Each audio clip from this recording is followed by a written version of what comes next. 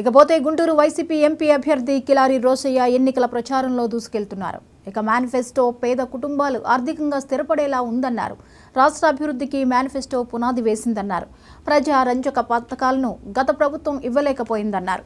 పేదరికాన్ని ఎందుకు చంద్రబాబు తగ్గించలేకపోయారని ప్రశ్నించారు. రాష్ట్రం అభివృద్ధి అవ్వాలంటే వైసీపీకి పట్టం కట్టాలని కిలారి రోసయ్య అన్నారు. రాజకీయం వంటబట్టినట్టుంది అప్పుడే నీలాగా నిమిషం అరనిమిషం ఏం కాదు.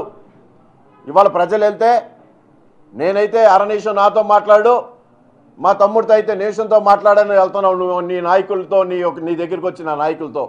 అంటే నీకు ప్రజలంటే అంత చులకనగా ఉన్నారా అని అడుగుతా ఉన్నా. నాయకులు కానీ కార్యకర్తలు కానీ అంత చులకనగా ఉన్నారా?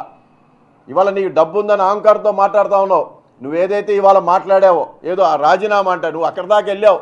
రా ఓపెన్ చర్చికి రా, నేను సిద్ధం నీతో మాట్లాడటానికి. నీలాగా డబ్బులుందని అహంకారంతో మేము మాట్లాడలా. మేము కష్టపడి పైకి వచ్చాం. ప్రతి ఒక్కరు కూడా ఒక స్థాయికి రావాలంటే కష్టపడితేనే పైకి వస్తారని ప్రతి ఒక్కరు కూడా తెలిసిన విషయమే. అడ్డగోళంగా సంపాదించిన మీ చంద్రబాబు నాయుడు లేకపోతే ధూళిపాల నరేంద్ర కాదు. ఇవాళ ప్రతి ఒక్క నియోజకవర్గంలో కిలారి రోసయ్య ఏంటో అందరికీ తెలుసు. నీలాగా డబ్బులు ఉన్నాయని చెప్పి ఏదైనా సరే ఎవరినైనా కొనేయగలను అనే ఒక దుర్బుద్ధితో నువ్వు మాట్లాడుతూ ఉన్నావు.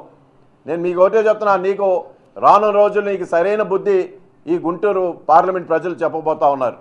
ఎందుకంటే ఇక్కడ సామాన్యుల వ్యక్తులు, ఇక్కడ నీలాంటి నువ్వు గెలిచినా ఓడిపోయినా అమెరికాలో ఉంటావు, నేను గెలిచినా ఓడినా గుంటూరులో ఉంటా, నేను స్థానికుడిని, అందుబాటులో ఉంటా ప్రతి ఒక్కరు కూడా.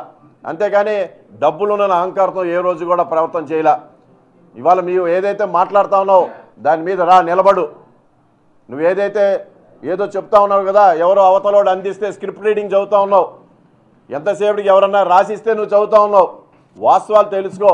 మరి నువ్వు ఎంత పెద్ద చదువు చదువుకున్నావు కదా, మరి చదువుకున్నవాడివి వాస్తవాలు తెలుసుకోవాలి. వెళ్ళి ఏదైతే చేబ్రోల్ మండలంలో అక్కడ 750 ఎకరాలు మైనింగ్ జరిగిందని చెబుతావు.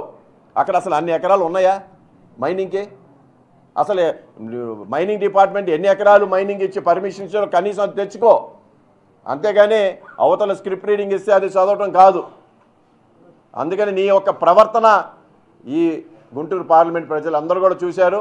నేను మీకు క్లియర్టీగా చెప్తున్నా, రాబోయే ఎలక్షన్స్లో మే 13వ తారీఖు నిన్ను మళ్ళీ రిటర్న్ ఫ్లైట్ టికెట్ ఇచ్చి అమెరికా పంపించేది తథ్యం అని చెప్పి ఈ సందర్భంగా తెలియజేసుకుంటూ ఈరోజు విచ్చేసిన